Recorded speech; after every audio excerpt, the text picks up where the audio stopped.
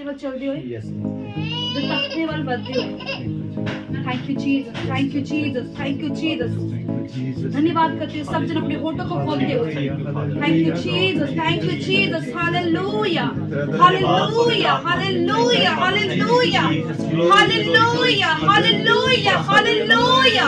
Thank you Jesus, thank you Jesus.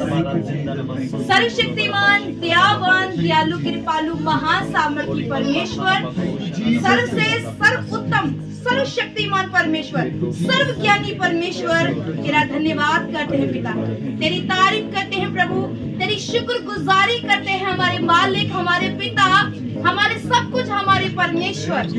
मेरे 50 में लिखा है कि याद की स्तुति करो, परमेश्वर के पवित्र स्थान में उसकी स्तुति करो। परमेश्वर तेरे वचन कहता है जहाँ 2 या 3 मेरे नाम में एकत्र होंगे, मेरा पवित्र आत्मा के बीच में लग जाएगा। इसलिए परमेश्वर जब आपका तख्त हमारे बीच में लग चुका है तो हम अपने आप को, अपने शरीरों को, अपनी रूहों को प्रभु तेरे तख्त के सामने समर्पित कर देते हैं। प्रभु हम सबको तेरे हाथों में सौंपते हैं मेरे परमेश्वर, मेरे पिता, मेरे सामर्थी परमेश्वर, मेरे पवित्र परमेश्वर, मेरे खुदावन। आज हम खुदावन, मेरा विश्वास है कि हम आए नहीं बल्कि लाए गए हैं परमेश्वर, तेरी पवित्र हजूरी के द्वारा खींच के हम लाए गए हैं परमेश्वर, तेरे दूतों के द्वारा मेरे परमेश्वर।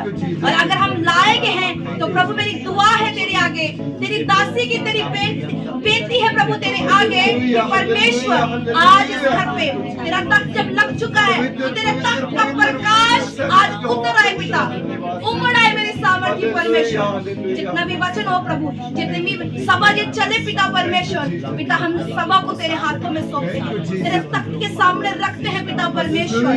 पिता परमेश्वर सब कुछ अपने होठों को, अपने देखने को, सुनने को, समझने को पिता परमेश्वर, पिता तेरे हाथों में सौंप देते हैं, तेरे रूह के हाथों में सौंप देते हैं। जो पवित्र आत्मा हमारे बीच में प्रभु, उसके हाथों में सभी रूहों को, छोटों को, बड़ों को प्रभु तेरे सामने, तेरे हाथों में सौंप देती हूँ मेरे परमेश्वर। आज का वचन का पढ़ा जाना, सुना जाना हम सबके लिए आशीष बरकत लेके आए, हम सबके लिए नई उम्मीद लेके आए प्रभु यीशु मसीह तेरे जिंदा नाम में मेरे पिता।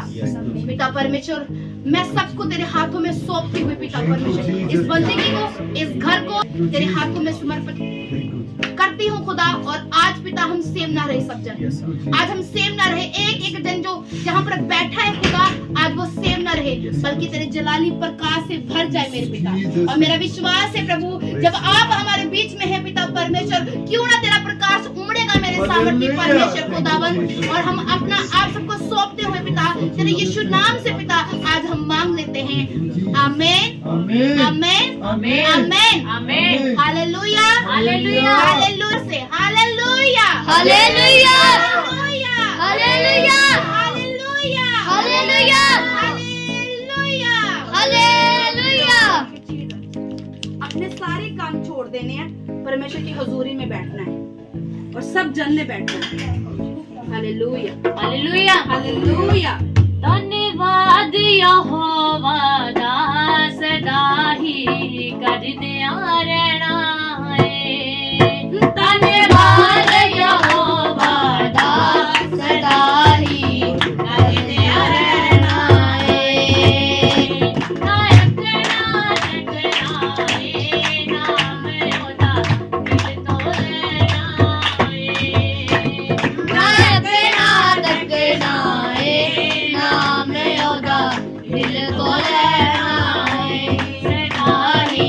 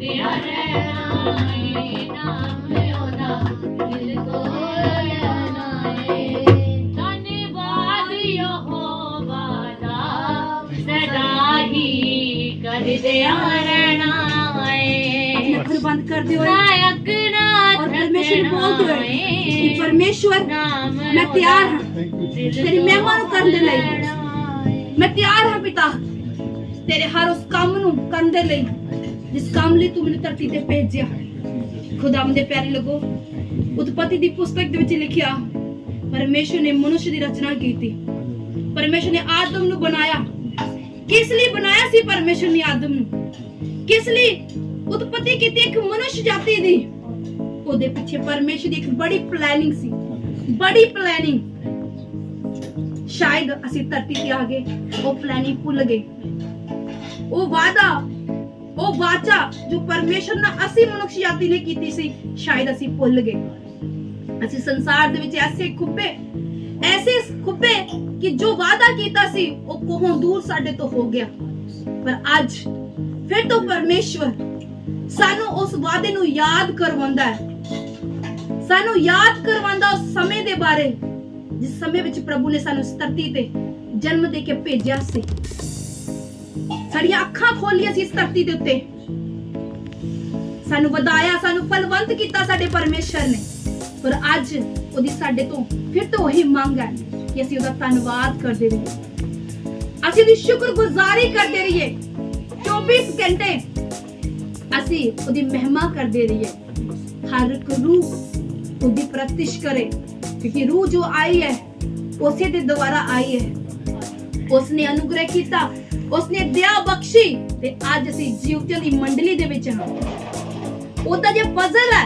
ਅੱਜ ਜੋ ਵੀ ਸਾਡੇ ਕੋਲ ਹੈ ਜੋ ਵੀ ਆਸ਼ੀਸ਼ਾਂ ਜੋ ਵੀ ਬਰਕਤਾਂ ਹੈ ਉਹ ਸਭ ਉਹਦੇ ਵਸੀਲੇ ਦੇ ਨਾਲ ਹੀ ਹੈ ਉਹਨੇ ਸਾਨੂੰ ਦਿੱਤੀਆਂ ਨੇ ਔਰ ਹੋਰ ਵੀ ਦੇਣਾ ਚਾਹੁੰਦਾ ਹੈ ਪਰ ਉਸ ਤੋਂ ਪਹਿਲਾਂ ਅਸੀਂ ਆਪਣੇ ਆਪ ਨੂੰ ਪ੍ਰਭੂ ਦੇ ਸਨਮੁਖ ਰੱਖ ਦੇਣਾ ਅਸੀਂ ਉਹਦੇ ਹੱਥਾਂ ਦੇ ਵਿੱਚ ਸਭ ਕੁਝ ਸੌਂਪ ਦੇਣਾ ਕਿਉਂਕਿ ਜੋ ਕੁਝ ਹੈ ਉਹ ਸਭ ਉਹਦਾ ਹੀ ਹੈ ਸਾਡੇ ਵਿੱਚ ਕੁਝ ਵੀ ਨਹੀਂ ਇਵਨ ਕਿ ਸਾਡੇ ਸਾਹ ਸਾਡਾ ਸਰੀਰ ਕੁਝ ਨਹੀਂ ਸਾਡਾ ਇਸ ਲਈ ਇਹ ਜੋ ਸਰੀਰ ਉਹਦੀ ਰਹਿਮਤ ਨਾਲ ਮਿਲਿਆ ਉਹਦੀ ਦਇਆ ਨਾਲ ਮਿਲਿਆ ਇਸ ਸਰੀਰ ਦੇ ਦੁਆਰਾ ਆਓ ਮਿਲ ਕੇ ਉਸ ਪਰਮੇਸ਼ਰ ਨੂੰ ਭੇਟਾ ਦਈਏ ਧੰਨਵਾਦ ਦੀ ਸ਼ੁਕਰਗੁਜ਼ਾਰੀ ਕਰੀਏ ਧੰਨਵਾਦ ਦੇ ਨਾਲ ਹਾਲੇਲੂਇਆ ਫਿਰ ਇਹ ਸੌਂਗ ਗਾਵਾਂਗੇ ਇਦਾਂ ਹੀ ਆਤਮਾ ਦੇ ਵਿੱਚ ਬਣੇ ਰਹਿਣਾ अपने पाक लहू नाल ये तन मन रंग दे मेरा अपने पाक लहू नाल यीशु तन मन रंग दे मेरा अपने पाक लहू नाल यीशु तन मन रंग दे मेरा अपने पाक तन मन रंग दे मेरा मेरे मुल्ला उते यीशु मेरे मुल्ला उते यीशु नाम लवे तेरा अपने पाक लहू नाल यीशु कहिए परमेश्वर रंग दे मेरा अपने पाक लहू नाल यीशु तन मन रंग दे मेरा मेरे यीशु यीशु मेरे यीशु यीशु मेरे यीशु यीशु मेरे यीशु यीशु मेरे यीशु यीशु मेरे यीशु यीशु मेरे यीशु यीशु मेरे यीशु यीशु ऐसी ज्योति जगा देगी लोड़ मुख जन कालिया राजा ऐसी ज्योति जगा देगी विच मुख जन कालिया राजा लग जावे ना ठेडा किधरे सिपिया करके बाजा लग जावे ना ठेडा किधरे सिपिया करके बाजा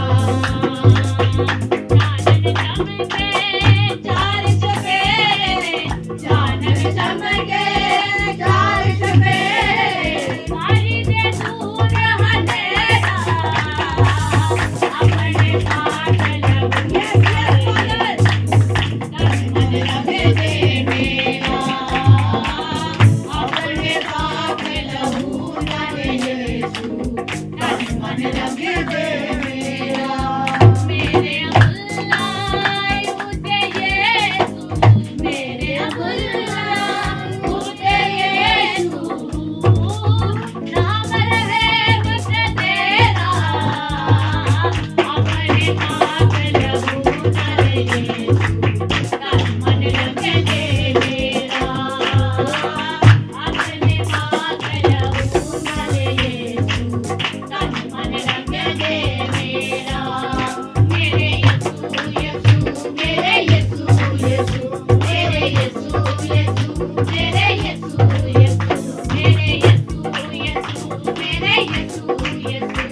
मेरे यीशु यीशु मेरे यीशु यीशु पापा मेरे अधीन रबा इन्हें अगिनती होवे पापा मेरे अधीन रबा इन्हें अगिनती होवे तायो सूरज पानी दी अग्नि आज अतरू चोवे तायो सूरज पानी दी अग्नि आज अतरू चोवे देख लगे रे अंजुना देख लगे रे अंजुना तू कमाल तेरा अगर कासल बुरा लगे तन मन लगे दे मेरा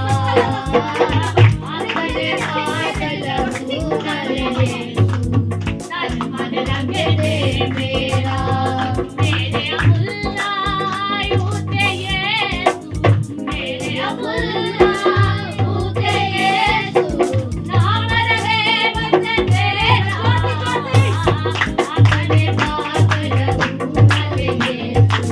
अपने बात रहू नले यीशु तन मन लगे दे मेरा अपने बात रहू नले यीशु तन मन लगे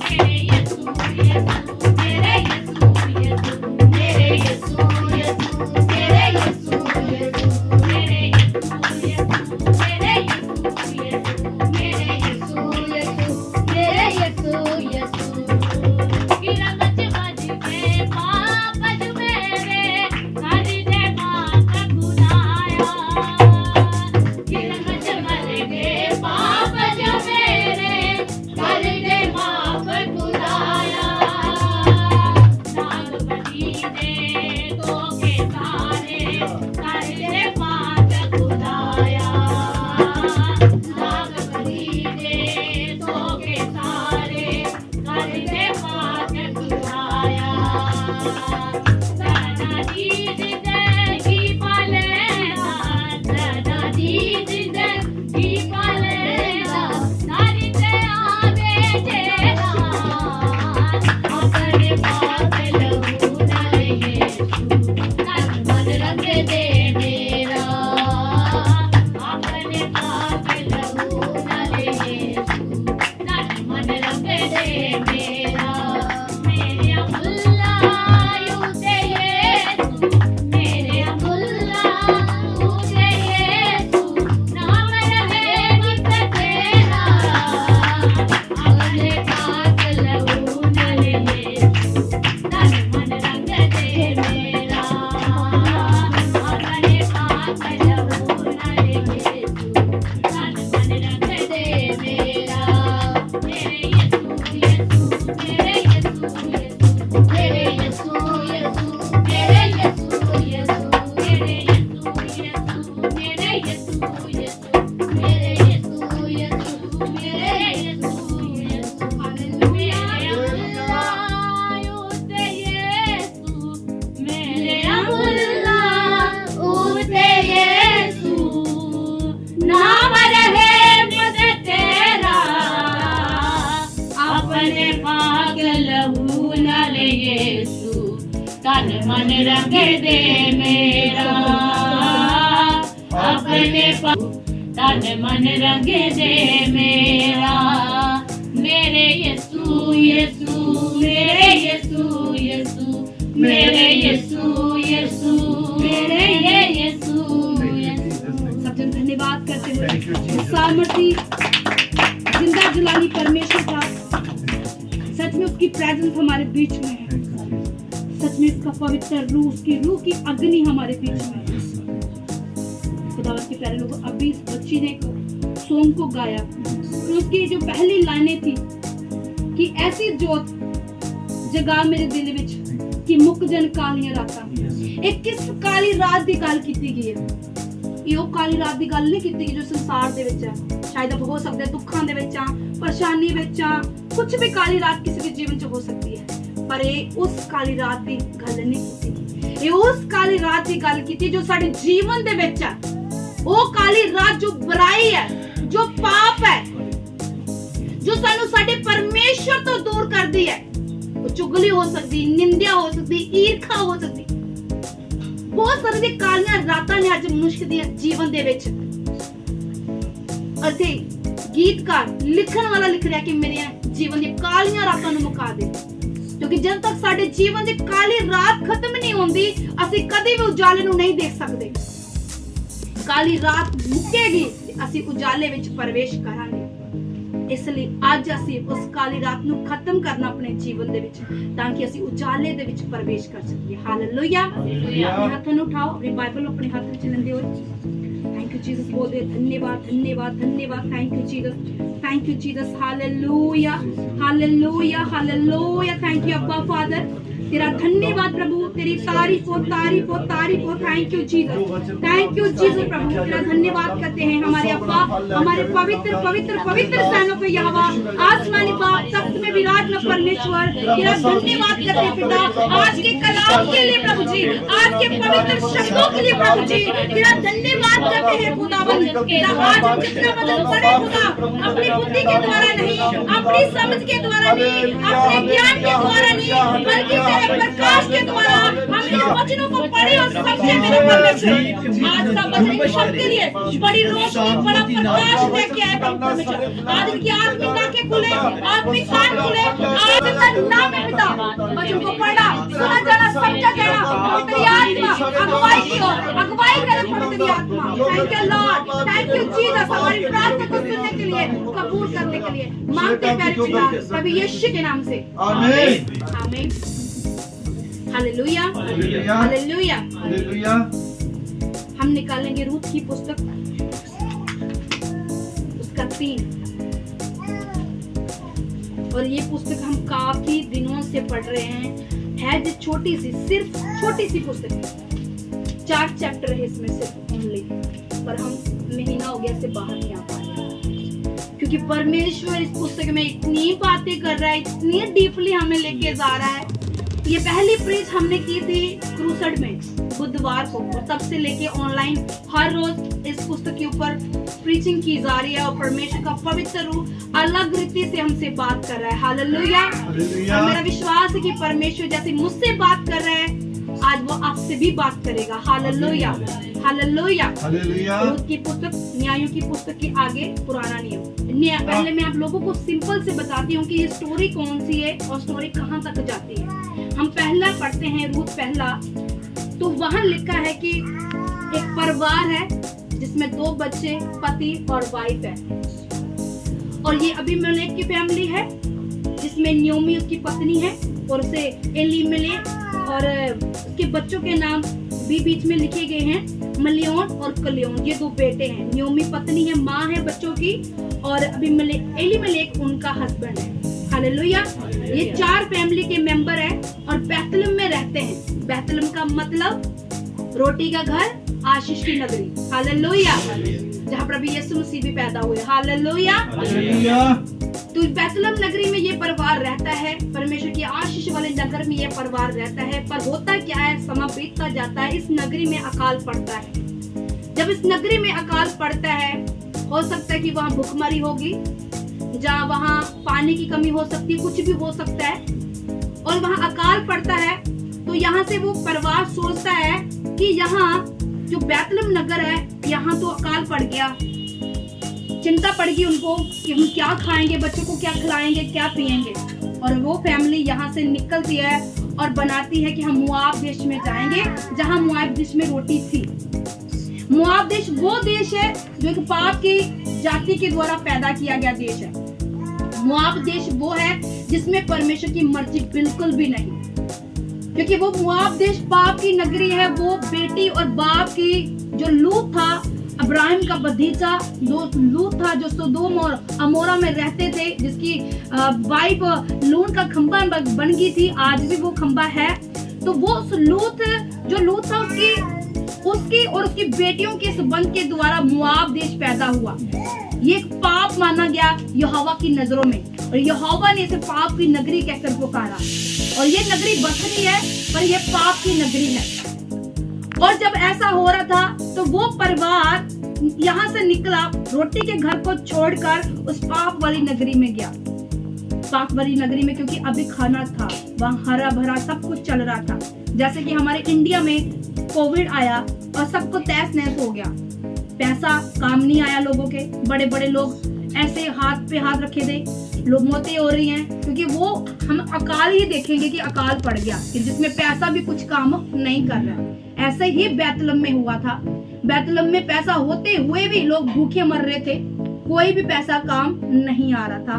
उन्होंने सोचा क्यों ना हम मुआब देश में चले। जैसे कि आज हम सोचेंगे चलो हम पाकिस्तान है, चाहे वो छोटा देश है पर वहाँ है सब कुछ खाने के लिए, चलो हम वहाँ चलते हैं, वो हमारे नजदीक है तो चलो वहाँ चलते, कुछ दिन वहाँ से रह लेंगे, अच्छी तरह जी पाएंगे। तो हम चल पड़े इंडिया छोड़ के पाकिस्तान की ओर। पर परमेश्वर की ये मर्जी नहीं है। उसकी मर्जी है कि हम इंडिया में रहें, चाहे इंडिया में सुख है दुख है पर हम वहाँ पर ही रहें, वफादार रहे प्रभु के साथ। और अगर हम प्रभु की वफादारी को नहीं कबूलते, हम अपने सोचते हैं, अपनी बुद्धि और समझ का सहारा लेके चलते, फिर हम ठोकर खाते हैं। हालेलुया। तो ये परिवार है जो नयोमी का परिवार है जो क्या कर रहा है, ये अपनी बुद्धि से चल रहा है, ये परमेश्वर के कलाम के अनुसार नहीं चल रहा। क्योंकि जिस कलाम में बैतलहम रोटी का घर प्रभु ने आशीष का घर करके बोला हो, पता है कि यहाँ रोटी के घर की आशीष है, ब्लेसिंग है। चाहे उस वक्त रोटी नहीं थी, चाहे उस वक्त पानी नहीं था, पर परमेश्वर का कलाम तो वहां था। परमेश्वर की एक आज्ञा तो थी कि ये घर ब्लेसिंग का घर है।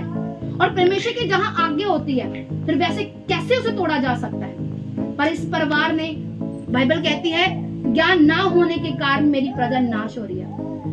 मुझे लगता है इनको ज्ञान नहीं था इस परिवार को, इसलिए वे नाश होने के लिए मुआब देश में चले गए। जैसे आज भी हमारे भाई बहन ऐसा करते हैं, चर्च तो जाते हैं, वचन भी सुनते हैं, आमीन आमीन भी बोलते हैं, पर वचन का ज्ञान ना होने के कारण आज भी वो उस कंडीशन में पड़े हुए हैं, आज भी नशों में पड़े हुए हैं, आज भी व्यभिचार में पड़े हुए हैं, क्योंकि वचन का ज्ञान नहीं है। सिर्फ एक ड्यूटी पूरी करने के लिए जाते थे हम संडे चर्च जाते हैं, ये दिखाने के लिए कि हम धर्मी हैं, पर वो अंदर से धर्मी नहीं है। इसी तरह ये भी परिवार था, इसे अपनी पड़ी है कि हम जीवित रहें बस किसी तरह। ये नहीं कि जिस परमेश्वर ने जिस शहर को बैतलहम नगरी को आशीष का घर ठहराया है, क्या वहाँ आशीष नहीं आएगी? हो सकता है। खुदावंद के पहले लोगों, आपसे यहाँ से मैं एक संदेश देना चाहती हूँ। हाँ, हो सकता है हम प्रभु में जब आते हैं और भी कंडीशन बुरी होती है, क्योंकि वहाँ परमेश्वर हमें चेक कर रहा होता है, हमारी प्रतीक्षा चल रही होती है। प्रभु किसी की प्रतीक्षा नहीं लेता, किसी को भी दुख में नहीं डालता, क्योंकि उसका वचन कहता है वो दुख देने से प्रसन्न नहीं होता है। और कुछ दुख वो जानबूझकर हम में डालता है कि हम मजबूत बने, हम स्थिर रहें, हमारे अंदर धीरज आए। पर आज बहुत कम लोग जो इस प्रतीक्षा में निकल पाते हैं, इस इम्तिहान में निकल पाते हैं, बहुत कम है। कई लोग पीछे छूट जाते हैं कि अच्छा सुना था मसीह में आएंगे बड़ा कुछ मिलेगा, यहाँ आकर कहते चर्च जाओ सब कुछ चंगा हो जाता है, चर्च जाओ आशीष मिलती है, बरकत नहीं। हम जा रहे हैं, मिला तो कुछ है। स्टार्टिंग में शुरू में बड़ी गवाहियां मिली, बाद में तो कोई गवाही नहीं आई, क्योंकि विश्वास ठंडा पड़ने लगा। चलते तो बहुत मसीह में, पर बहुत सारे लोग पीछे छूट जाते हैं। कैसे? विश्वास ठंडा होने के कारण। हालेलुया। ये परिवार भी कुछ ऐसा था, है तो प्रभु के लोग हैं, पर प्रभु के असली है नहीं। प्रभु के लोग वो हैं जो उसके वचन को सुनते, उसे अमल में लाते हैं, वो है उसकी असली संतान। हालेलुया। और अब ये फैमिली चली गई। ऑब्वियसली पति बोल रहा है तो पत्नी ने हाँ तो करनी है, क्योंकि पति बोल रहा है भाई, पत्नी ने हाँ करनी है। चलो चल पड़े, सबको साथ में लिया, बच्चे साथ में ले, चल पड़े मुआब देश में।